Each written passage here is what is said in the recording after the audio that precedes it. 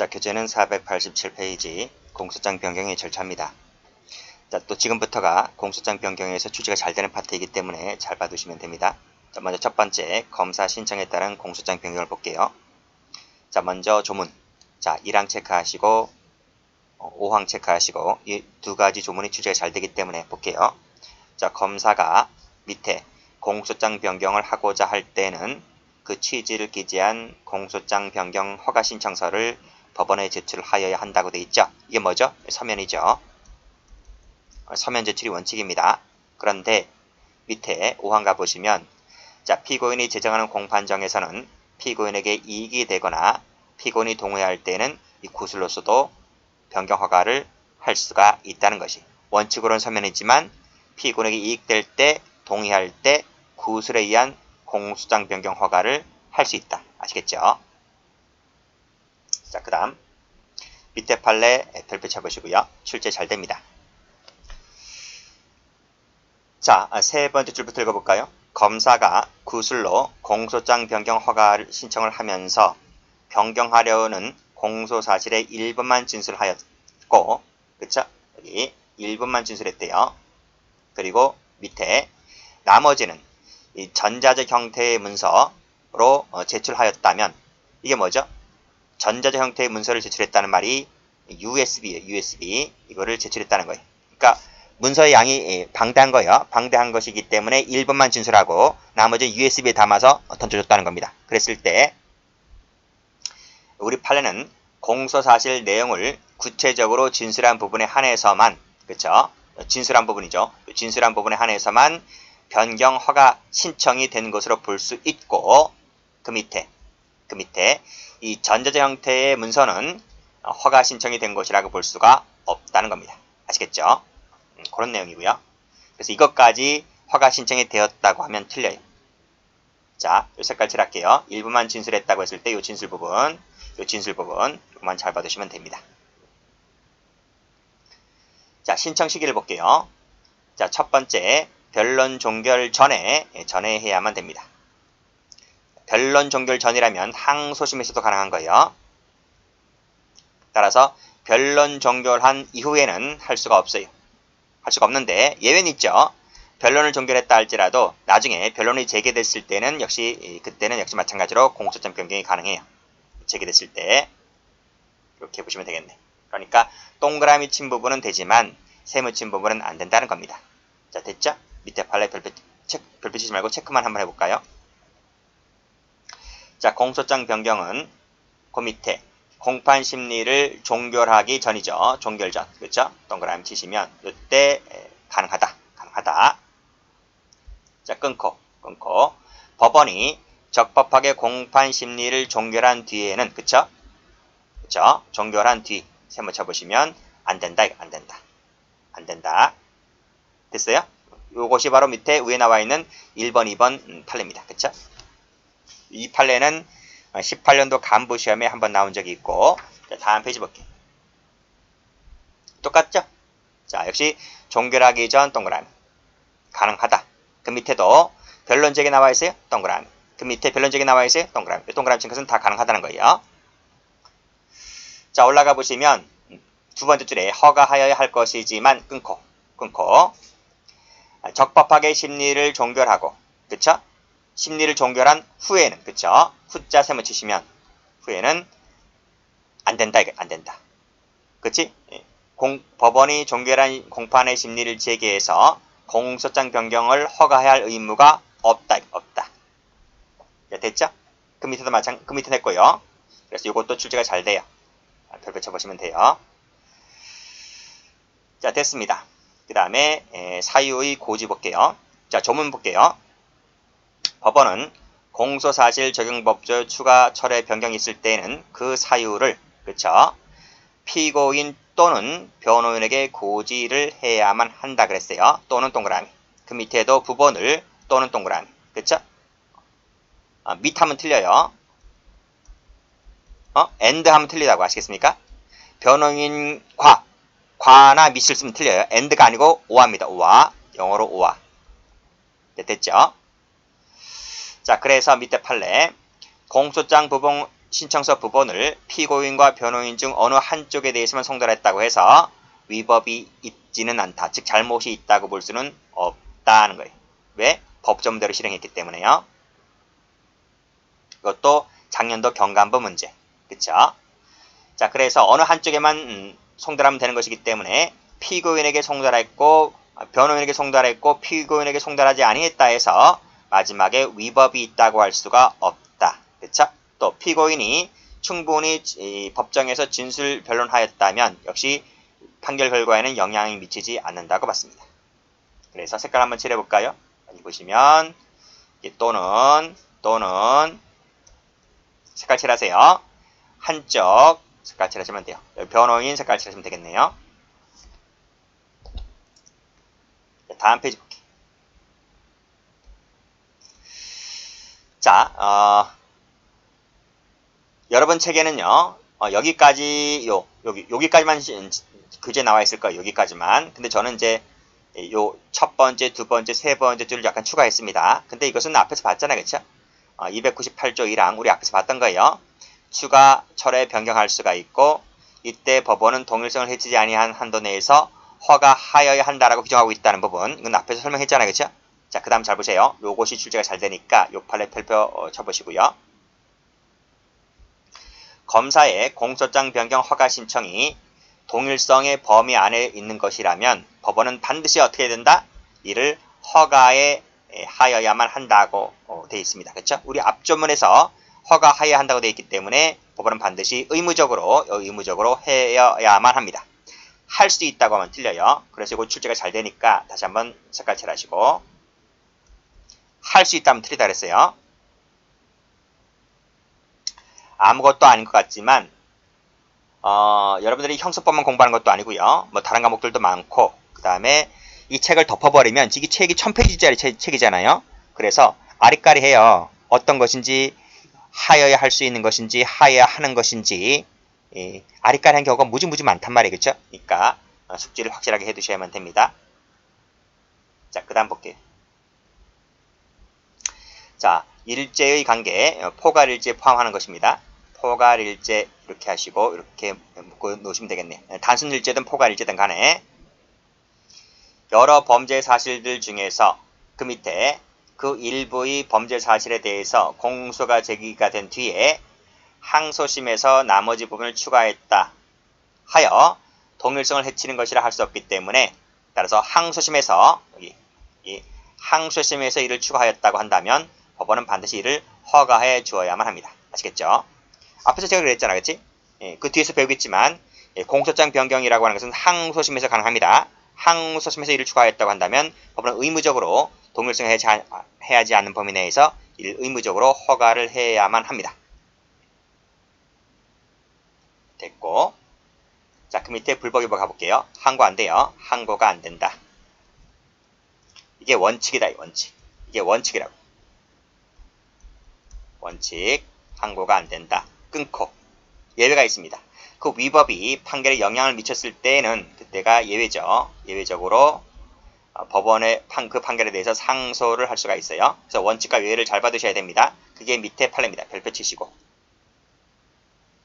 자, 소송사실, 적용법조의 추가, 철회, 변경, 허가에 관한 결정은 판결 전 결정이라 할 것이기 때문에 그 결정을 함에 있어서는 그쵸?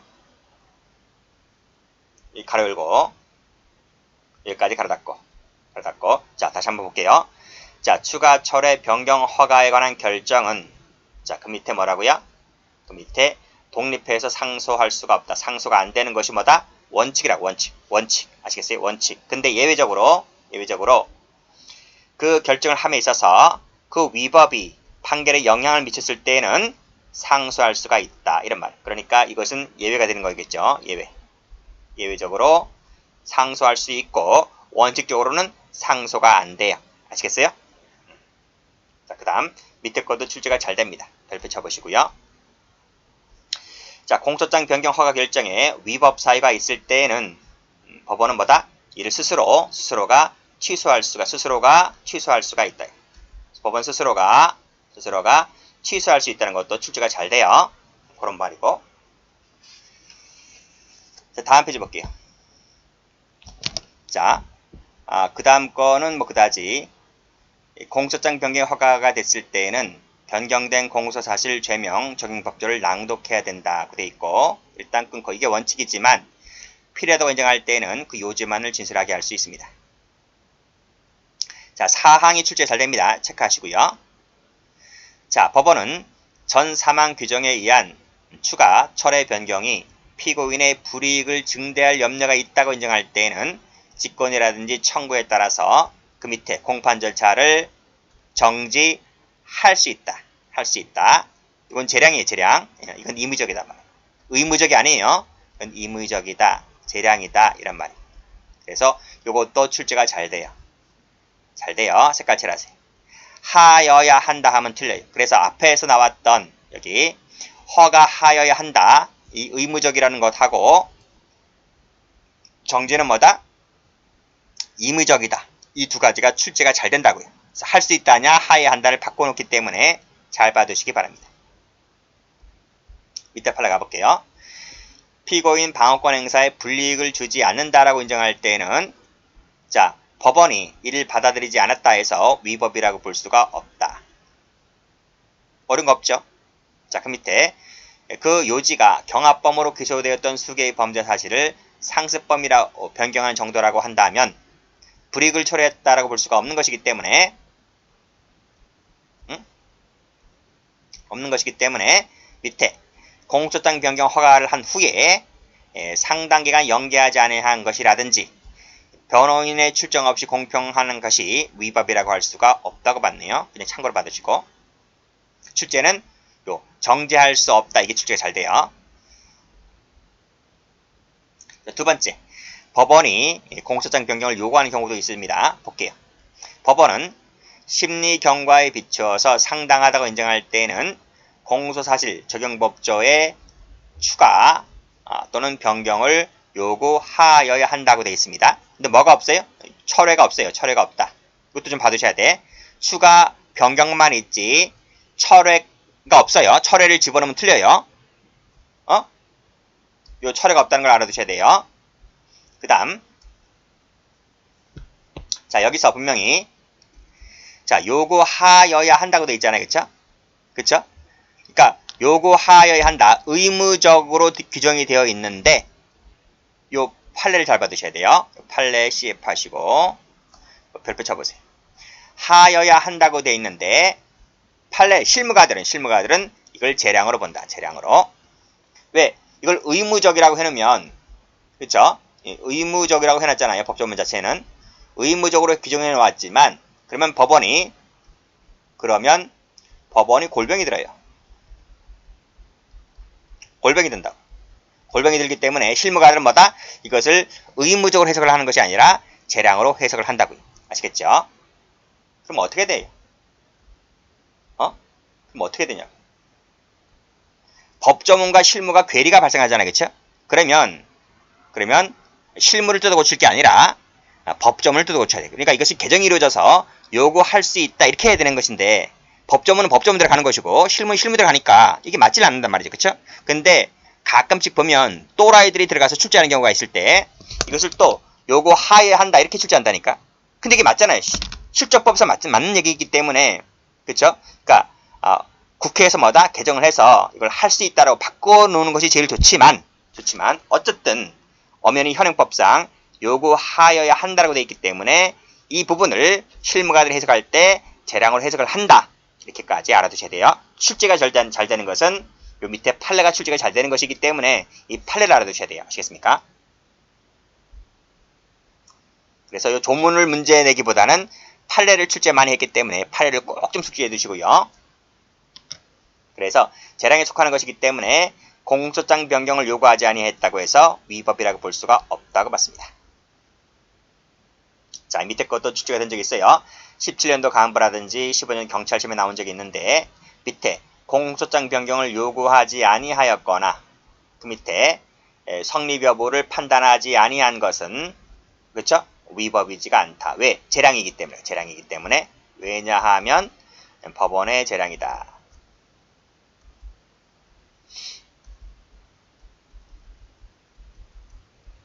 그쵸? 재량이다. 이것도 출제가 된 적이 있습니다. 근데 위에 것이 출제가 더 잘 돼요. 자, 됐고. 자, 시기를 볼까요? 자, 시기를 보시게 되면요. 자, 조문 다시 한번 가볼게요. 분명 조문에서 심리 경과에 비추어서, 그쵸? 심리 경과를 보고 판단하겠다는 얘기잖아요. 그쵸? 심리 경과에 비추어서 상당하다고 인정할 때 추가 변경을 요구할 수 있다고, 하여야 한다고 되어 있기 때문에 이 심리 경과라는 말을 잘 보시면, 뭐다? 심리 경과에 비춰 봤을 때라 했기 때문에 따라서, 뭐다? 변론 개시 전이죠. 전에는 이게 안 돼요. 뭐다? 법원의 공소장 변경 요구가 안 된다고요. 무슨 말인지 알겠죠? 언제 가능하다? 밑에 이 공판기일에 한해서 허용된다. 그래서 공판기일 이전에는 허용이 되지 않는다. 이런 말이에요. 공판기일에 한해서 허용되는 것이기 때문에 1심뿐만 아니라 2심에서도 가능하고요. 변론 종결 후라 할지라도 변론을 제기하게 되면 이것도 가능해요. 아시겠습니까? 그런 얘기. 자, 효과를 보시면, 자, 공소장 변경 요구는 법원의 소송 지휘권에 관한 결정이기 때문에 검사는 이에 복종할 의무가 있다. 이렇게 보았네요. 다음 페이지 봅니다. 변경 효과.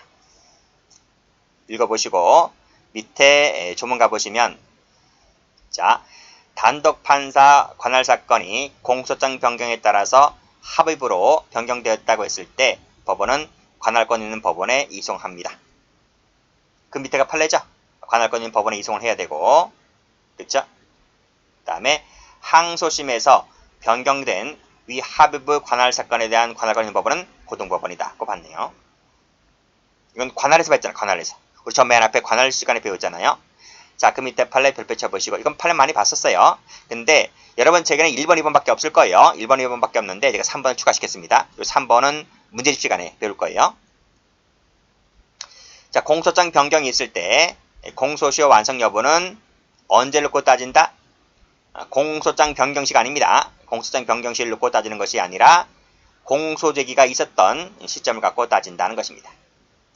두 번째, 공소장이 변경됨에 따라서 전후의 법정형의 차이가 있을 때에는 이 변경된 공소 사실에 대한 법정형이 공소시효 기간이 기준이 됩니다. 따라서 변경된 공소 사실에 대한 법정형을 기준으로 하게 되면 공소시효가 완성되었다라고 했을 때 판례는 무슨 판결 때린다? 연속 판결 때린다는 거예요. 됐죠? 요 색깔 칠하시고 요 색깔 칠하시면 되겠네요. 1번, 2번이 제일 출제가 잘 돼요. 자, 다음.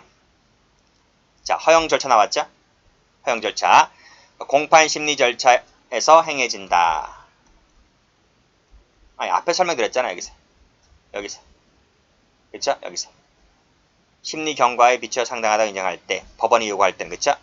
그래서 이것도 설명드린 바가 있었고, 그 앞 페이지에서 설명드린 바, 검찰 같은 경우에 앞 페이지에 설명드린 바가 있었고, 그래서 공판 심리 절차에서 보통 행해집니다.